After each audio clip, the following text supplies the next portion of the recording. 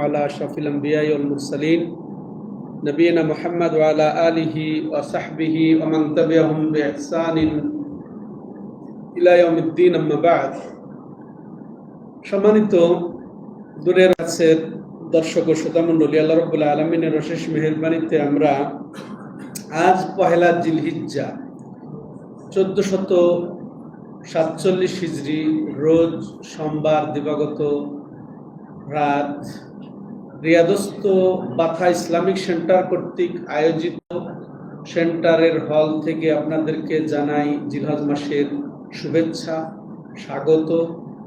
মহিমান্বিত মাসের মহিমান্বিত দর্শক আমরা স্বাগত জানিয়েছি। আজকে এর গুরুত্ব অপরিসীম এ সম্পর্কে আমরা গত সপ্তাহে আলোচনা শুনেছি যে একেবারে সাধারণত যত দিন আছে, যত রাত আছে, সবচেয়ে উত্তম দিন এবং রাত হচ্ছে এই দশকের। ব্যতিক্রম কিছু আছে, সেটা হচ্ছে কি ওই যে লাইলাতুল কদর এর চেয়ে উত্তম। দিনের দিক দিয়ে আরাফা ঈদের দিন উত্তম, এতে কোনো সন্দেহ নেই। হ্যাঁ, তো লাইলাতুল কদর যেটা সেটাই উত্তম হবে। আর এই দশকের আমলও একেবারে সাধারণত উত্তম, সব আমলের চেয়ে সেরা আমল এই দশকের আমল। ব্যতিক্রম ওই ব্যক্তির জেহাদ, যে ব্যক্তি নিজের জান মাল নিয়ে জেহাদে বেরিয়ে গেল, ফিরে আসতে পারলো না, লুটিয়ে দিল সব। কত গুরুত্বপূর্ণ দশক। সেই দশকের সূচনাতে আজকে আমরা আলোচনা শুরু করতে যাচ্ছি। তবে আলোচনার বিষয় নয়, আমাদের বিষয়, আমাদের ধারাবাহিক ক্লাস, সেটা হচ্ছে ইমাম ইবনে কাইয়িম জাওজিয়া রাহিমাহুল্লাহ রচিত জাদুল মাদের। এটাও হজের অধ্যায় নিয়ে আমাদের আলোচনা শুরু চলছে ধারাবাহিক। ইতিপূর্বে রাসূলুল্লাহ সাল্লাল্লাহু আলাইহি সাল্লামের হজ সফরের আমরা কোন পর্যায়ে পৌঁছেছি কে বলতে পারেন?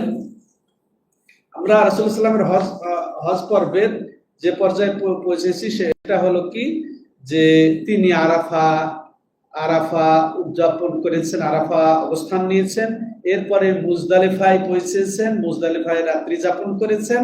মুজদালিফা রাত্রি যাপন শেষে ফজর পরে পূর্ণ ফর্সা করে একেবারে দোয়া করেছেন খুব জোরালো ভাবে, উভয় হাত তুলে মাশারুল হারামে। এরপরে থেকে আজকের আলোচনা, সেটা কি? আজকে হচ্ছে ইয়ামুন নাহার, ইয়ামুল ঈদ, ইয়ামুল হজ্জুল আকবার। এটা হচ্ছে ঈদের দিন। জিলহজ মাসের 10 তারিখ কোন দিন?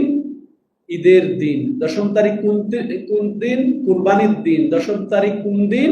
সেটা বড় হজের দিন। বড় হজের দিন কেন বলা হয়? এই দিনে সবচেয়ে বেশি আমল হাজী সাহেবদের এখানে করতে হয়। শ্রেণী মতো কি কি আমল হয় এখানে? প্রথমেই এই যে মুজদালিফা থেকে রাত উদযাপনের পরে ফজরের পরে রওনা হয়ে জামরায়ে আকাবায় পাথর মারা। ভালো করে মনে রাখবেন, এটা মৌলিক কথা। এটার মধ্যে শেষ আজকের আলোচনা। যে জামরায়ে আকাবা, যেটা মক্কার নিকটতম জামরা, সেটাকে বড় জামরা বলা হয়, সেটাতে 7টি পাথর মারা। এরপরে কুরবানি করা, এরপরে মাথার চুল নেড়ে করা, এরপরে তওয়াফ করা, শেষে সাই করা। কয়টা কামল হলো? কয়টা হলো? 7টা না 5টা? পাথর মারা, কুরবানি করা, মাথার চুল নেড়ে করা, 3টা হয়ে গেল। তওয়াফ এবং সাই কয়টা হলো? 5টা। এই জন্য হজ্জে আকবার বলা হয় এদিন। ঠিক আছে? তো রাসূলুল্লাহ সাল্লাল্লাহু আলাইহি সাল্লাম কিভাবে করলেন এটাই আমরা আজকে শুনবো। সেটা কি? যে রাসূলুল্লাহ সাল্লাল্লাহু আলাইহি সাল্লাম এই মুজদালিফা থেকে তিনি আব্দুল্লাহ ইবনে আব্বাস রাদিয়াল্লাহু তাআলা আনহুকে পাথর সংগ্রহের নির্দেশ দিলেন, 7টি, বেশি না। মুজদালিফাতেই রাত্রি যাপন শেষ, ওই সময় তিনি 7টি পাথর নিতে বললেন। আর পাথরের ধরনও তিনি জানিয়ে দিলেন, যে কাবলি বুট এই বরাবর তিনি হাতে দেখিয়ে বললেন যে এইভাবে তোমরা এই পাথর নিয়ে তোমরা পাথর মারবে, খবরদার তোমরা সীমা লঙ্ঘন করবে না। তোমাদের পূর্ববর্তী যারা ছিল তারা সীমা লঙ্ঘনে ধ্বংস হয়ে গেছে, এটা বলে দিলেন। তো ওই 7টি পাথর নিয়ে তিনি রওনা হয়েছেন লাব্বাইক আল্লাহুম্মা লাব্বাইক লাব্বাইক লা শারীকা লাক লাব্বাইক ইন্নাল হামদা ওয়ান নি'মাতা লাক ওয়াল মুলক লা শারীকা লাক বলে। তো সাথে সাথে সাথে ছিলেন সেই এই সময় উসামা রাদিয়াল্লাহু তাআলা আনহু, বেলাল রাদিয়াল্লাহু তাআলা আনহু, তারা উভয়ে রাসূলুল্লাহ সাল্লাল্লাহু আলাইহি ওয়াসাল্লামের পাথর মারতে যাওয়া জামরায়ে আকাবার সঙ্গী ছিলেন। তো তিনি পৌঁছে গেছেন জামরায়ে আকাবায়, বড় জামরায়। সেখানে গিয়ে উভয়ে রাসূলুল্লাহ সাল্লাল্লাহু আলাইহি ওয়াসাল্লামকে সহযোগিতা করেছেন। একজন উটের লাগাম ধরে ছিলেন, আর একজন রাসূলুল্লাহ সাল্লাল্লাহু আলাইহি ওয়াসাল্লামকে আড়াল করেছেন, রোদ থেকে আড়াল করেছেন। তো দুইজনে তাকে সহযোগিতা করেছেন। এরপরে তিনি পাথর মারলেন, জামরায়ে আকাবা এসে পাথর মারলেন। কি সিস্টেমে? আল্লাহু আকবার, আল্লাহু আকবার, একে একে 7 বারে তিনি 7টি পাথর বড় জামরায় নিক্ষেপ করলেন। এরপরে সেখান থেকে ইউটার্ন করে মিনায় ফিরে আসলেন।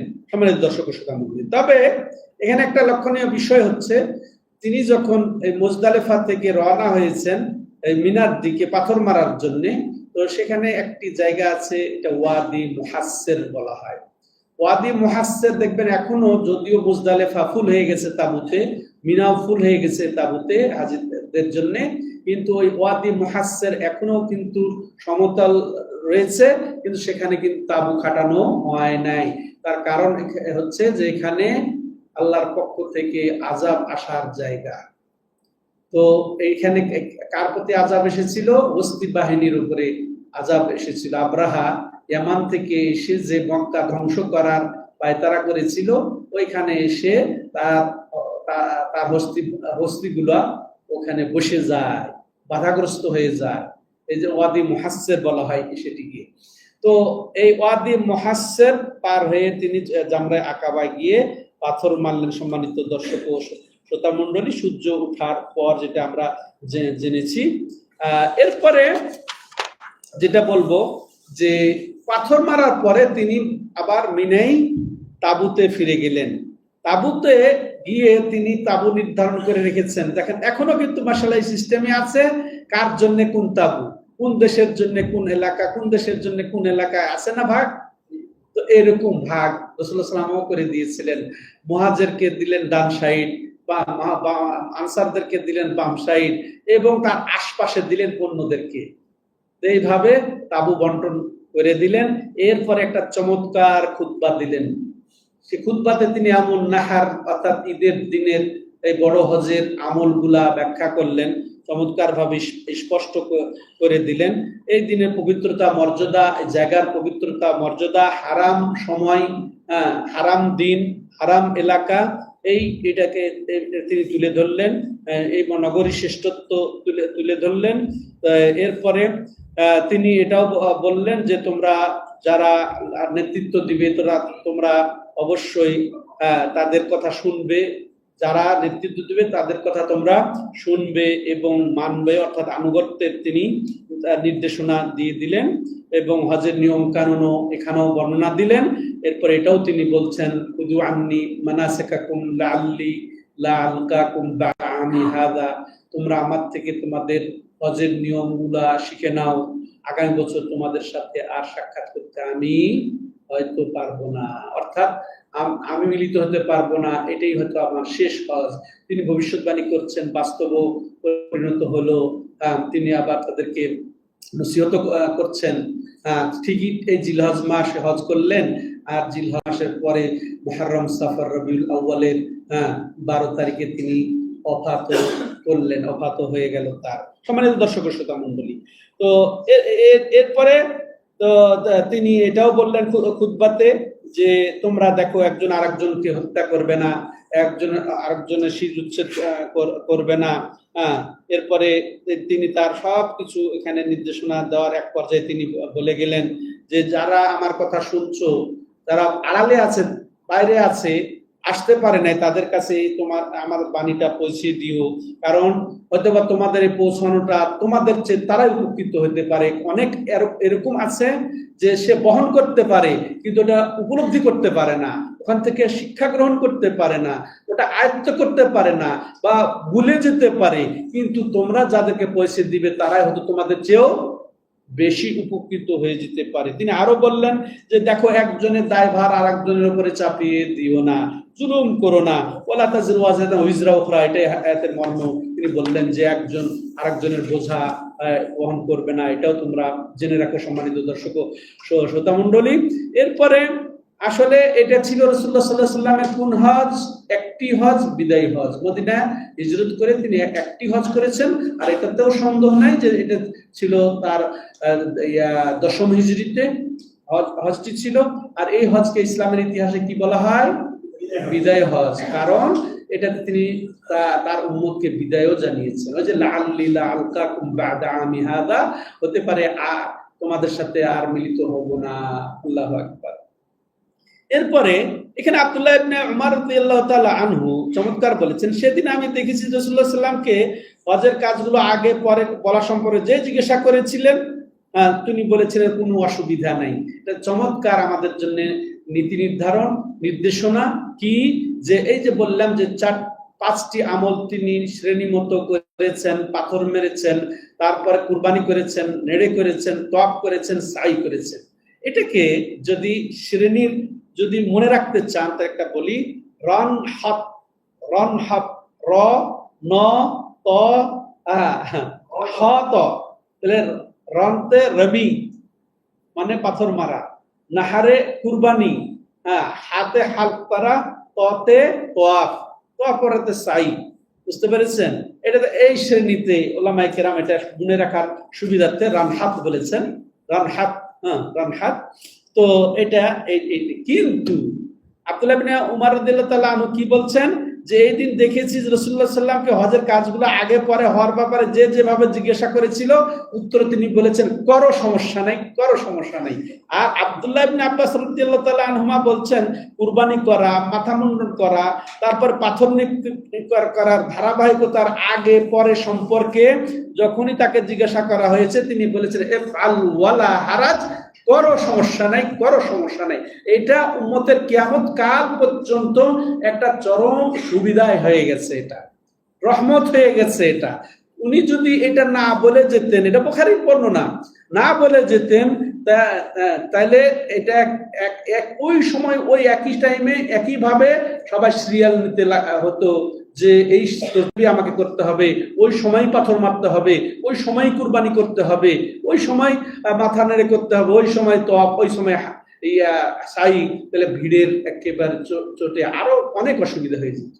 কিন্তু রাসূলুল্লাহ সাল্লাল্লাহু আলাইহি ওয়াসাল্লাম অনুমতি দিয়ে গেছেন আগে পরে যে যেভাবে এসে সাহাবারা, ওনার সাথে যারা ছিলেন কোটি কয়েক, লক্ষাধিক সাহাবী নিয়ে হজ করেছেন, একসাথে তো আর হওয়া সম্ভব নয়, এই জন্য আগে পরে হয়ে গেছে। তো যে আগে এসে বলেছে যে আমি তো ইয়ে করে ফেলেছি, কুরবানি করে ফেলেছি, আমি তো মাথার চুল নেড়ে করে ফেলেছি, যে যেভাবে বলেছে বলছে কোনো সমস্যা নেই, কোনো সমস্যা নেই। এটাই হচ্ছে মাশাআল্লাহ আমাদের দিনের সৌন্দর্য, সুবিধা, সহজ ইয়াটা। কিন্তু আমরা নিজেরাই আবার অনেকে আমাদের উপরে কঠিন করে ফেলেছি। কিভাবে কঠিন? যে রাসূলের ওই শ্রেণী মতো করাটা আমরা আমাদের উপরে চাপিয়ে নিয়ে বলেছি এই শ্রেণী মতো করাটা ওয়াজিব, না করলে দম লাগবে। এটা অনর্থক। অথচ 3 ইমামের অনুসারীরাই এটা মনে করেন না। এমনকি সাহেবাইন আবু হানিফা রাহিমাহুল্লাহ ইনি একমাত্র তার অনুসারীরা বলে যে না, তরতিব ওয়াজিব বলে তারা। এবং তার সাহেবাইন আবার এটা খেলাফ করেছেন, অর্থাৎ আবু ইউসুফ এবং মুহাম্মদ ওনার দুইজনও গেছেন ওই যে 3 ইমামের মতের দিকে, যে এই তরতিব হওয়া জরুরি নয়, কেউ যদি আগে পরে করে সমস্যা নাই। এটাই দেখেন এখন হানাফি মাযহাবের একজন এখন বিখ্যাত আলেম তকি ওসমানী হাফিজাহুল্লাহ, উনি বলেছেন যে এখন রুখসাত গ্রহণ করাটাই উচিত, যে ওই শ্রেণী ওই তরতিব অনুযায়ী মারাটা জরুরি নয়, এটা উনি এখন বলতে বাধ্য হয়েছে। ঠিক আছে সম্মানিত দর্শক ও শ্রোতা মণ্ডলী, তাহলে এইভাবে তিনি পাথর মারলেন। পাথর মারার পরে তিনি গেলেন কোথায়? কুরবানি করার জন্য কুরবানির নির্ধারিত জায়গা, এটাকে মানহার বলে। আরবিতে কি বলা হয়? মানহার, নহর করার জায়গা। নহর করার জায়গা, নহর মানে যে উটের নির্ধারিত স্থানে চাকু ঢুকিয়ে দিয়ে সেটাকে জবাই করা, এটাকে নহর বলে। ওইখানে যেখানে নহর করা হয় সেটাকে মানহার, নহর করার জায়গা, জবাই করার জায়গা। হ্যাঁ, ওইখানে গেলেন, ওইখানে গিয়ে তিনি 100টি উট কুরবানি দিয়েছেন। তার মধ্যে তার বয়স হয়েছিল কত? 63 বছর। তো 63 বছরের প্রতি বছরের ইয়েতে তিনি 63 নিজ স্বহস্তে জবাই করেছেন, নহর করেছেন। ওই যে নহর বললাম, দাঁড়িয়ে উটকে দাঁড়ানো অবস্থায় তিনি ছুরি ঢুকিয়ে দিয়েছেন। এরপরে বাকি 37টি দিয়ে দিলেন কাকে? আলী রাদিয়াল্লাহু তাআলা আনহুকে। উনি 37টি দিয়ে 100টি পূর্ণ করলেন। সম্মানিত দর্শক ও শ্রোতা, এটা সহিহ বুখারীতে এভাবে এসেছে। আর তিনি এটাও বলে দিয়েছেন যে এইখানে নহর করা হলো, জবাই করা হলো, কিন্তু জেনে রাখো যে পুরা মিনা এলাকাটাই জবাইয়ের স্থান। এমনকি মক্কার অলি গলি পর্যন্ত তিনি অনুমতি দিয়ে গেছেন যে মক্কার অলি গলি, এক কথায় হারাম এলাকা, হারাম সীমান্তবর্তী এলাকা জবাই করা যায়। এইটা তিনি জবাই করলেন। সম্মানিত দর্শক ও শ্রোতা মণ্ডলী, এরপরে কুরবানি শেষ, তাই না? কুরবানি শেষ। এরপরে আসলো চুল। এখানে তখনও তার জন্য তাবু করতে চাওয়া হয়েছিল ওই যে মিনার ওই জায়গাতে, কিন্তু তিনি ওটা গ্রহণ করেন নাই। তো যাই হোক, তা আলাদা বিষয়। এরপরে তার কি কুরবানি হয়ে গেল, তাই না? কুরবানি হয়ে গেল। কুরবানির পরে এখন কি করব আমরা?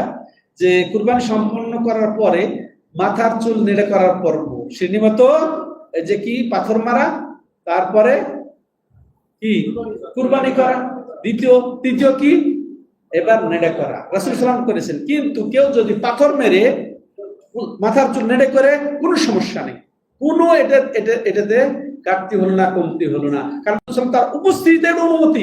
আর হাদিস এরকমও আছে তাকরিরি, স্বীকৃতিমূলক, যেটা তিনি স্বীকৃতি দিয়েছেন, করেছে, অসুবিধা নেই। তার উপস্থিতি করা হয়েছে, তিনি যদি না করেছেন তাহলে সেটা সুন্নত হয়ে গেছে, সেটাও বিধিবদ্ধ হয়েছে, এটা সুন্নতের খেলাফ হয় নাই, ঠিক আছে? অতএব কেউ যদি পাথর মেরে চুল নেড়ে করে নেয়, সমস্যা নেই। এখন তো কুরবানি বললাম যে রাসূল সাল্লাল্লাহু আলাইহি ওয়াসাল্লাম কুরবানি করেছেন, এর তিনি নেড়ে করেছেন।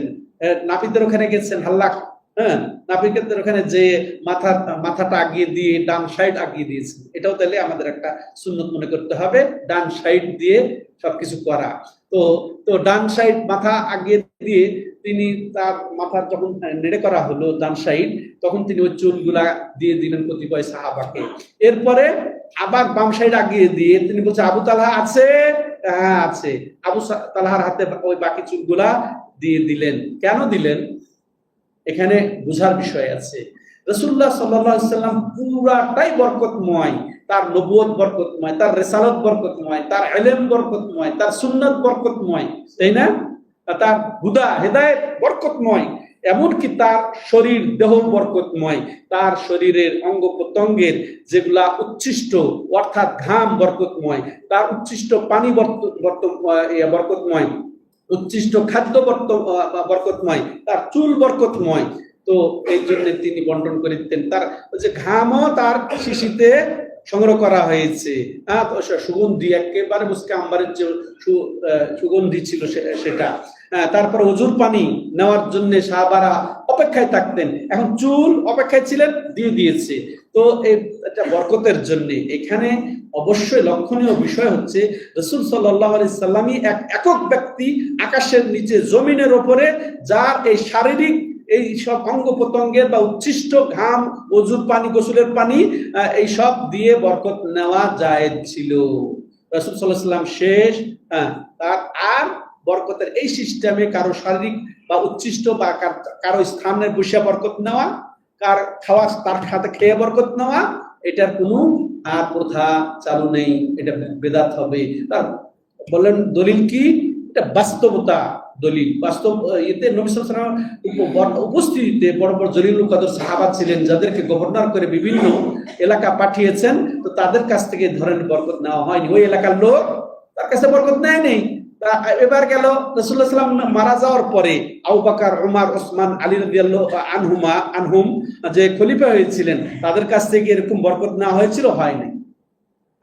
যদি রাসূলের পরে অন্য কারো বরকত নেওয়ার যদি থাকতো, বিধিবদ্ধ থাকতো, আবু বকর রাদিয়াল্লাহু তাআলা আনহুর এই সব দিয়ে বরকত নেওয়া যেত বা নিতেন তারা, কিন্তু এর কোনো নজির নেই। ঠিক আছে? তাহলে এখন কোন পীর সাহেবের, কোন আস্তানার, দরগার তার খাদ্যোচ্ছিষ্ট, অজুরুচ্ছিষ্ট, ঘাম, এগুলা সবকিছুর বরকত না যায় যাবে? যত বড়ই হুজুর হন না কেন, যত বড় ইমাম হন না কেন, যত বড় পিসাব হন না কেন, এগুলা জায়েজ নেই। ঠিক আছে, এটা বলা হয়ে গেল। তো এরপরে তিনি কি করলেন? মক্কা চলে গেলেন। মাথার চুল নেড়ে করে কোথায় চলে গেলেন? মক্কা চলে গেলেন। জোহরের আগেই তিনি মক্কা রওনা হয়ে গেলেন। ওখানে গিয়ে তিনি তোয়াফ করলেন। এটা হচ্ছে তোয়াফুল ইফাদা বলা হয়, তোয়াফুল হজ বলা, হজের তোয়াফ, ইফাদা বলা হয়। তো এই তোয়াফ করার জন্য তিনি সরাসরি কাবা ওই কর্নারে চলে গেলেন, কালো পাথর যেখানে বসানো আছে, ওখান থেকে তিনি আগের মতোই বিসমিল্লাহ বলে তিনি আল্লাহু আকবার বলে শুরু করলেন, কিন্তু রমণ করেন নাই। এই তোয়াফে তিনি রমণ করেন নাই।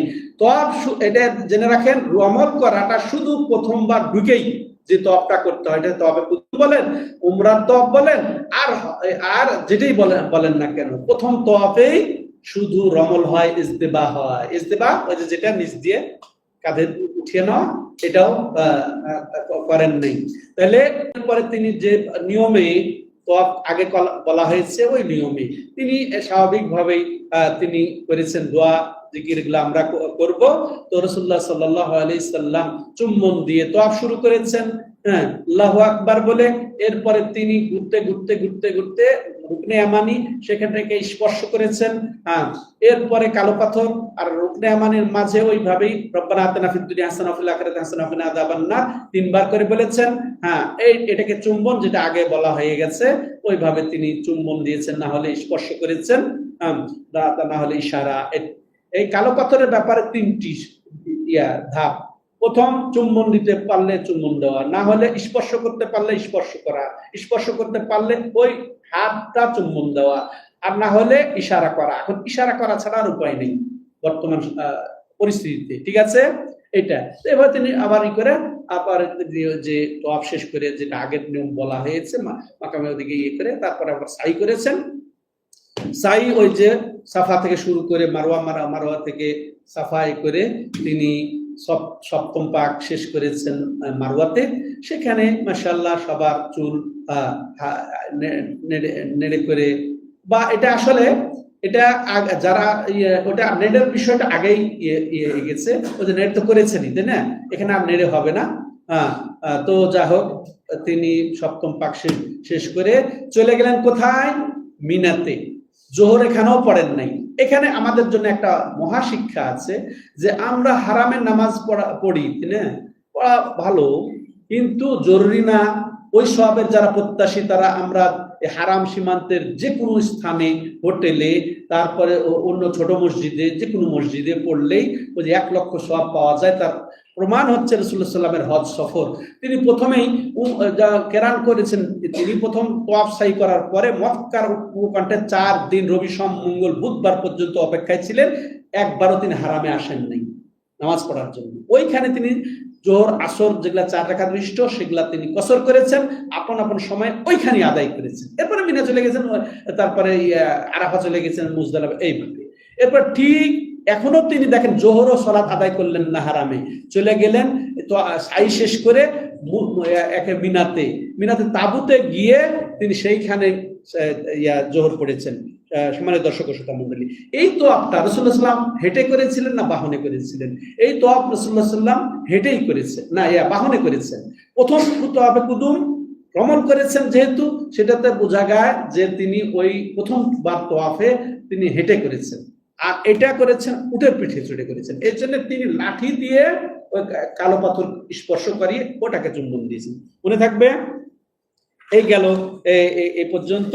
এরপরে আসেন, এখানে তোয়াফ হয়ে গেল। আয়েশা রাদিয়াল্লাহু আনহার সাথে ছিলেন। আয়েশা রাদিয়াল্লাহু আনহার ব্যাপারে ঘটনা মনে আছে? কি মনে আছে?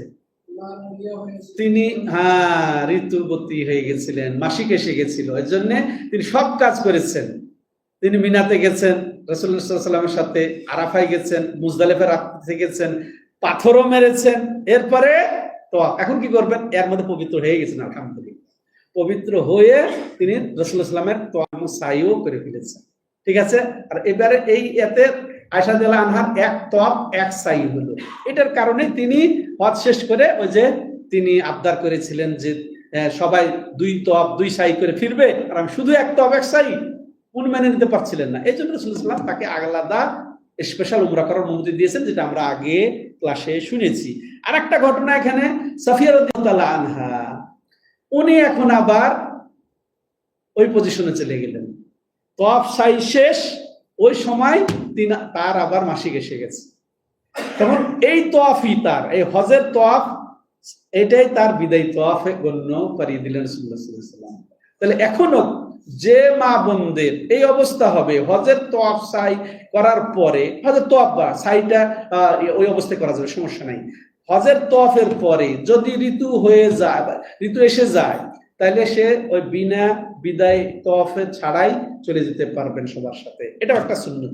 আয়েশা রাদিয়াল্লাহু আনহা দিয়ে একটা সুন্নত পেল আমাদের মা বোনরা, আর সাফিয়া রাদিয়াল্লাহু তাআলা আনহার দ্বারা আরেকটা সুন্নত পেয়েছে, আগে আর পরে। ঠিক আছে, মনে থাকবে সম্মানিত দর্শক ও শ্রোতা মণ্ডলী। এরপরে ওইখানে গিয়ে মিনাতে গিয়ে, এটা কয় তারিখ ছিল কে বলতে পারবে? 10ম তারিখ, 10ই জিলহজ। তাহলে তওয়াফ সাই 5টা কাজ হয়ে গেল রাসূলুল্লাহ সাল্লাল্লাহু আলাইহি ওয়াসাল্লামের। এটা করা যায়, কিন্তু এখন আমাদের জন্য জরুরি নয় যে 5টা ঈদের করতে হবে, 5টা এই দিনই করতে হবে। কুরবানিও পরের দিনও করা যায়, ঠিক আছে, কুরবানিও পরের দিন করা যায়, এমনকি তওয়াফ সাইও পরের দিন করা যায়। এমনকি ওর মাসলা আছে, যতক্ষণ সে রিল্যাক্সে করতে পারে, যদি অসুবিধা বোধ করে ওই দিন করা জরুরি নয়। সে জিলহজ পেয়ে যদি এই তওয়াফ সাই করে ফেলে, সে পেয়ে গেল হজ, সমস্যা নেই। বুঝে আসছে? তাহলে কোনো হুড়াহুড়ি, কোনো চিন্তার কারণ নেই। এরপরে ওই রাত্রিতে যাপন করা প্রত্যেক হাজিদের জন্য ওয়াজিব, যাদের ওজর আছে, ওজর ছাড়া। ঠিক আছে, ওজর ছাড়া আয়েশা যে হোটেলে এসে আরাম করবে, মক্কা এসে হারামে বেশি পরেজগারিতে দেখিয়ে যে নামাজ পড়বে, রাসূলের চেয়ে বেশি পরেজগার, তো বললাম কি মক্কার উপকণ্ঠায় ছিলেন, তিনি হারামে আসেন নাই। ঠিক আছে, তো পরেজগারি দেখিয়ে আমরা হারামে এসে 5 ওয়াক্ত সালাত আদায় করবো এখানে মিনাতে না গিয়ে, এটা যেন না হয়।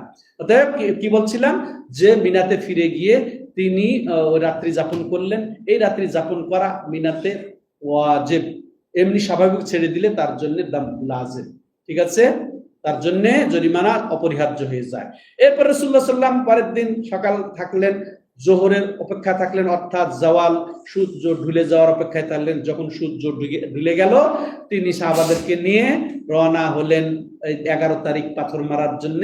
আর এই 11 তারিখ পাথর 3টিতে, ছোট জামরা, বড় মধ্য জামরা এবং শেষ জামরা। ছোট জামরা শুরু হয় এই মসজিদে খায়েফের দিক থেকে যাওয়ার সময়, মিনার দিক থেকে যাওয়ার সময়। প্রথম জামরা ছোট জামরা, এরপরের জামরা মধ্যম জামরা, এরপর লাস্ট জামরা হচ্ছে জামরে আকাবা বা বড় জামরা, যেটা মক্কা থেকে নিকটতম। ঠিক আছে, এই সিরিয়ালে তিনি পাথর মেরেছেন। প্রথম জামরাতে গিয়ে তিনি আল্লাহু আকবার বলে 7 বার তিনি পাথর মেরেছেন। এরপরে সামনে বেড়ে সমতল জায়গাতে দাঁড়িয়ে তিনি কিবলামুখী হয়ে একেবারে অতি দীর্ঘ দোয়া করেছেন, দীর্ঘ সময় দোয়া করেছেন, আল্লাহু আকবার। তো যে জাদুল মাদে লিখছেন উনি, যে সূরা বাকারা পড়তে যতক্ষণ সময় লাগে ততক্ষণ তিনি দোয়া করেছেন হাত থেকে। এরপরে আবার দ্বিতীয় জামরায় গেলেন, দ্বিতীয় জামরায় ঠিক একই নিয়মে পাথর মেরে আবার তিনি একটু নিম্ন ভূমিতে নেমে, এরপরে আবার কেবলামুখী হয়ে আবার অনুরূপ পরিমাণ সময় নিয়ে তিনি দোয়া করেছেন হাত তুলে। তো দ্বিতীয় জামরাতে, তৃতীয় জামরাতে ঠিক নিয়মে পাথর মেরে তিনি আর দেরি করেন নাই, ওখান দিয়ে তিনি ফিরে আবার মিনায় পৌঁছে গেছেন। তো তাহলে প্রথম দিন 10 তারিখে শুধু একটা জামরা, বড় জামরা যে পাথর মেরেছেন, ওই দিনও তিনি সেখানে অপেক্ষা করেন নাই, দোয়া করেন নাই। দ্বিতীয় দিন 11 তারিখও তৃতীয় জামরাতে পাথর মেরে তিনি আর দোয়া করেন নাই, ফিরে চলে এসেছেন। আর রাসূলুল্লাহ সাল্লাল্লাহু আলাইহি ওয়াসাল্লাম এটাই পছন্দ করতেন, যে তিনি ইবাদতের মধ্যে দোয়া করাটা পছন্দ করতেন। সিয়াম রাখা অবস্থায় দোয়া কবুল, তাই না? ঠিক এই যে সালাতের অবস্থায় দোয়া, রাসূলুল্লাহ সাল্লাল্লাহু আলাইহি ওয়াসাল্লাম সালাতের অবস্থায় দোয়া করতেন, এই সিজদাতে দোয়া করতেন, তারপরে বসে দোয়া করতেন, তারপরে সালামের আগে দোয়া করতেন। এটা হচ্ছে উপযুক্ত টাইম, দোয়া করাটা উপযুক্ত। সালাতের পরের চেয়ে তিনি এটাতে অগ্রাধিকার দিতেন। এই জন্য দেখা গেছে প্রথম জামরায় পাথর মারলেন, এখন একটা মাঝ টাইমে আছে, আরো বাকি আছে, আরো পাথর মারা বাকি আছে ইবাদতের মধ্যে, এটাই উলামায়ে কেরাম উল্লেখ করছেন যে এই জন্য তিনি আর ওখানে আর দেরি করেন নাই। আরো কারণ থাকে, কিন্তু এক কথাই রাসূলুল্লাহ সাল্লাল্লাহু আলাইহি ওয়াসাল্লাম তৃতীয় জমরায় পাথর মেরে দেরি করেন নাই, দোয়া করেন নাই। ঠিক আছে, চলে গেলেন। এরপরে আবার অপেক্ষা করে রাত্রি যাপন করলেন 11 তারিখ দিবাগত রাত, আইয়ামে তাশরিকের প্রথম দিন। এরপরে রাত্রি যাপন করলেন। হ্যাঁ, এরপরে আবার তিনি জোহর পর্যন্ত অপেক্ষা করে, জওয়াল হলো, সূর্য ঢলে গেল, তখন আবার সাহাবাদেরকে নিয়ে পাথর মেরেছে। লক্ষণীয়, জোহর হয়ে গেছে, উঠে গেছে সূর্য, কিন্তু তিনি জোহর আগে পড়েন নাই, পাথর মেরেই জোহর পড়েছেন। এটা একটা সুন্নত মনে করতে হবে।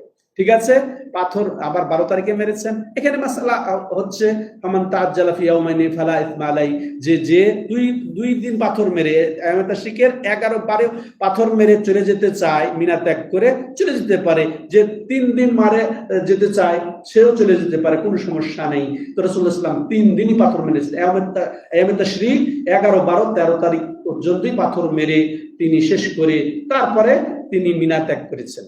তারপরে তিনি মিনা ত্যাগ করেছেন। কেউ যদি যেতে চায় আগে 12 তারিখে যেতে পারবে, কোনো সমস্যা নেই। 12 তারিখে যেতে পারবে, কোনো সমস্যা নেই। তো এরপরে তিনি 13 তারিখে মিনা থেকে মক্কায় রওনা হয়েছেন। রওনা হয়ে সেখান গিয়ে তিনি তাওয়াফে ওয়াদা করেছেন, বিদায় তাওয়াফ করেছেন। সাফিয়া রাদিয়াল্লাহু আনহা, উনি যে মাসিক হয়ে যাওয়ার কারণে উনি ছাড়া বাকি সবাইকে নিয়ে তিনি বিদায় তাওয়াফ করে মক্কা বিদায় জানিয়েছেন।